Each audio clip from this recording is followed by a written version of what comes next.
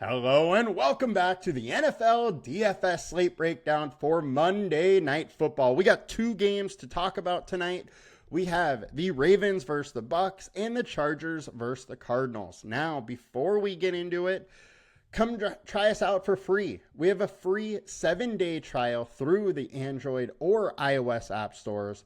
Just give it a download if you never used us before. Try us out through the App Store and you can get free 7 days. Also, if you're watching this, please like, comment on our video, subscribe to the channel. Just helps a ton to reach a few more people and let us give more content out for free. Now, let's get into the slate. We're going to start with the quarterback spot, as always, going over both games.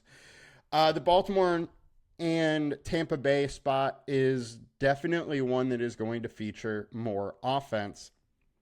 And I like those two quarterbacks way more than I do Herbert or Kyler Murray.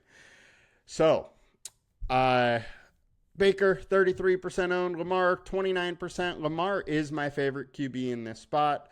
He just gives you a way higher ceiling than anybody else on this slate. Baker has been very, very good, and I don't mind Baker. My thing, though, is that he sends so much of his targets to Evans or Godwin that you can access a lot of their points just through their pass catchers.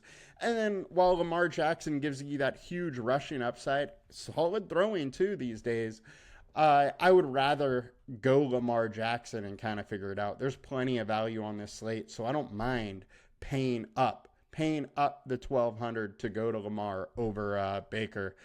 The last 4 games, Tampa Bay have been allowing 281 passing yards, 1.5 touchdowns per game, 5 rushes for 23.5 yards, and then you add in the fact that it's the Lamar Jackson effect, and big things can really happen for Lamar on the ground versus TB.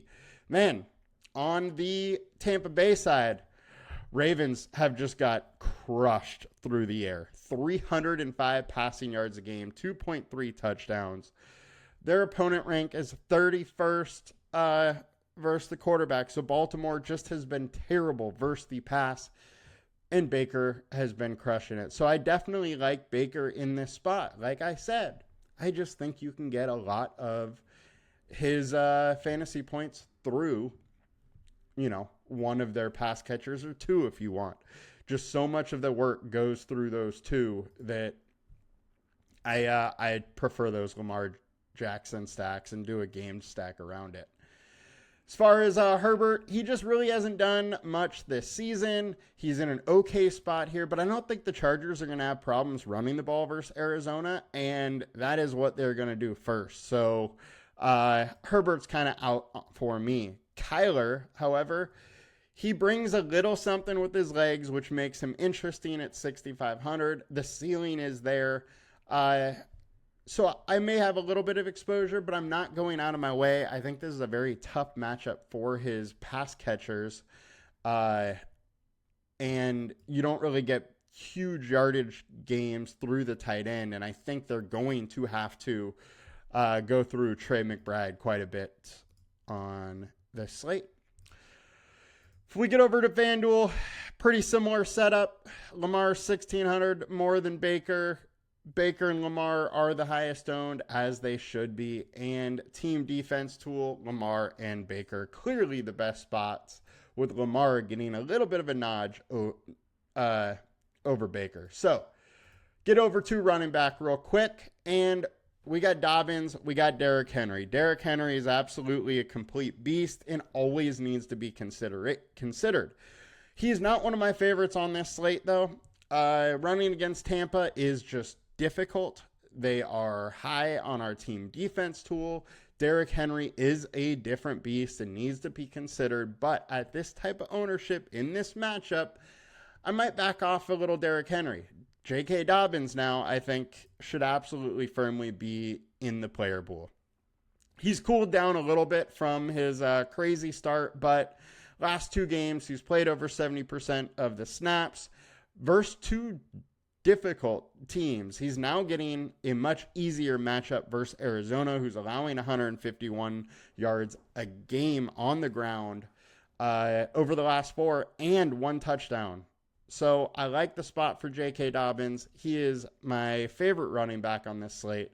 Then you get into the alternatives and it gets a little ugly, but I think there is some value that we like here, and then you can take some chances. James Conner, we know he's going to be used a ton. He'll probably get some dump-off passes from Kyler, which makes him a little bit interesting. I do worry about the effectiveness versus the Chargers. However, if this game stays close, he's going to keep getting those carries, so he's at least a little bit interesting in the game stays close scenario. Now, Tampa Bay's situation is extremely tricky. They have said Rachaad White, Bucky Irving, Sean Tucker, all are going to get chances and they're going to ride the hot hand.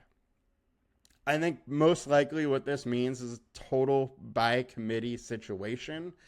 However, it's coach speak also. So we don't totally know what is going to happen in this situation. I think Tucker is the most likely to be the odd man out, seeing as he was the RB3 or not even active a few weeks ago. So I think he's the least likely to get play. Then Rachaad White and Bucky Irving. I think Bucky Irving pretty much has just solidified himself as a 1-2 down back. His ability to run the ball has been very, very solid, whereas Rachaad White has really, really lacked in that. But White has been great as a pass-catching back for a year and a half now. So I think there is some upside in White, and I don't mind going there. Taking some chances here at low ownership is interesting, but I don't really love any of the Tampa Bay backs. Now, value plays. Kamani Vidal played, it was like 24% of the snaps or 23% of the snaps last week in his first game being active. He'll be active again. Gus Edwards is out. He's at least interesting, and they really just can't give J.K. Dobbins 26 touches a game. We know he's going to break down if they do that. It's just happened year in, year out. I just don't think J.K. can hold up for the season if they keep doing that. And I'm sure the coaching staff is a little worried about that as well. So I think Vidal could get a little extra workload in this spot. And at 4K, he's at least interesting. They're going to just try and run the ball a ton. I also want to bring up Justice Hill. So Hill hasn't been used quite as much lately. However, they've played some really good or really poor rush defenses. Washington, Cincinnati, Buffalo, Dallas, Vegas, none of them are very great stopping the run. KC, however, is, and what happens? 8 targets, 6 receptions for 52 yards.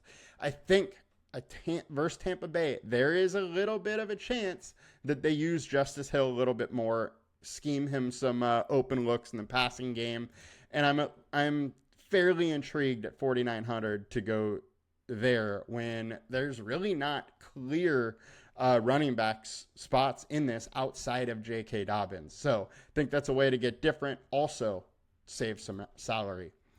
Getting over to FanDuel, it's pretty much more of the same.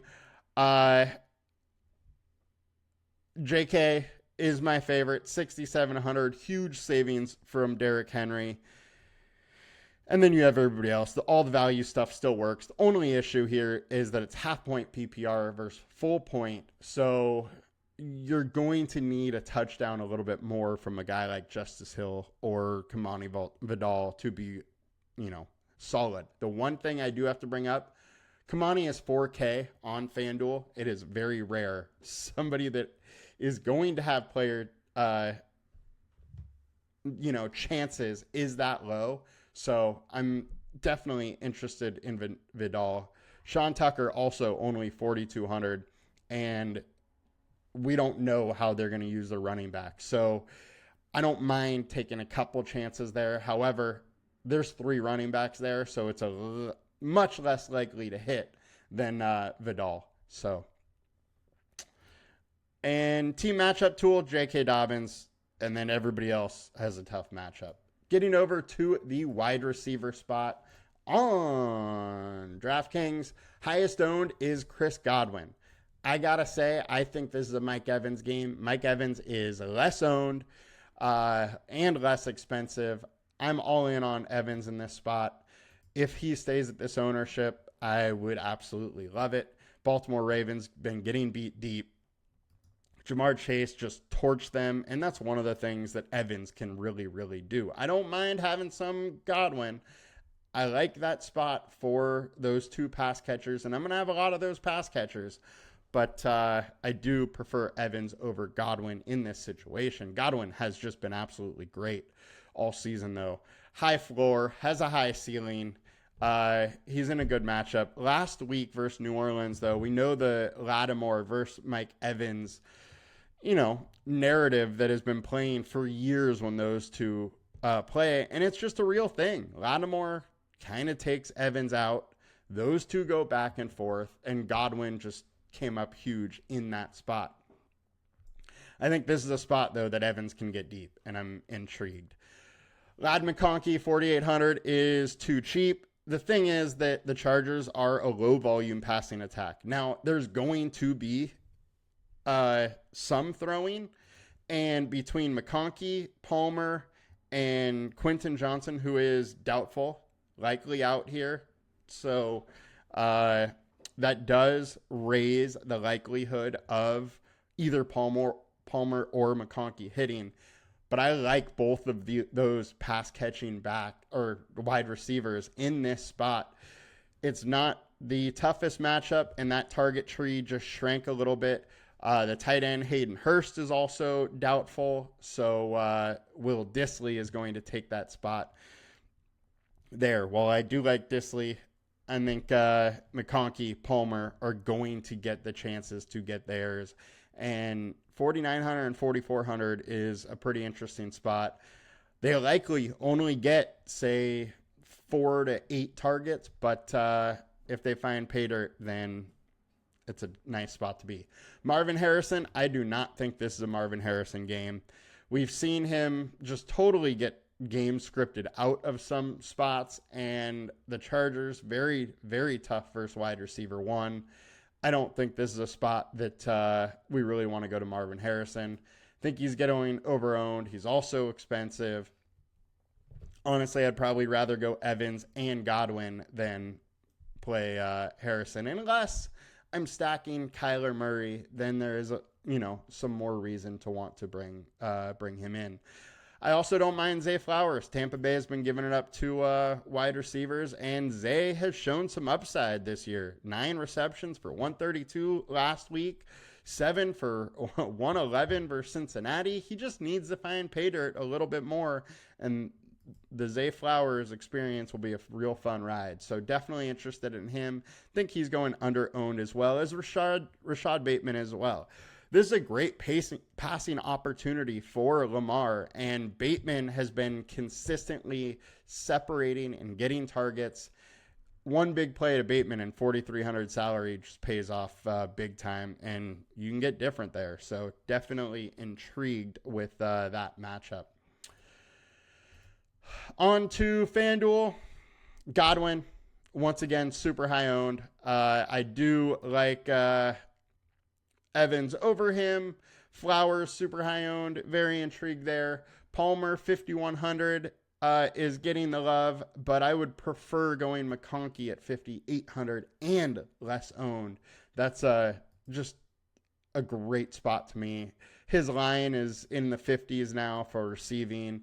He's essentially the number one. He does play more of a slot role, but when he's out there, he's targeted like a number one, kind of like a Jaden Reed, but a rookie, and we have a small sample size right now. Greg Dortch is a little bit interesting, but just really hasn't got it rolling, but he does have games of 5, 6, and 8 targets. So as a punt play, I don't mind throwing a little bit out there on him. And if we go to the matchup tool, wide receiver one for Chargers, very high up on this, and then Mike Evans in a very similar spot. Go to wide receiver 2, Mike Wilson for Arizona, and Chris Godwin have the best spots there. So going over to tight end now, highest owned, Cade Otton. Will Dissly is your value play. He's getting 3-4 targets a game at 2,800. That'll pay off. He got 5 targets last week, 3 the week before, 3 the week before that, 3 the week before that. He is absolutely schemed into this, and Arizona hasn't been good versus tight end. So Dissly has some upside at 2,800. He gets in the end zone, and you're dancing to the bank. And then you have the Baltimore tight end situation. Likely and Andrews both in interesting spots. Just hard to pick which one of those week in and week out. But with Andrews still being a little less owned, I would side with Andrews.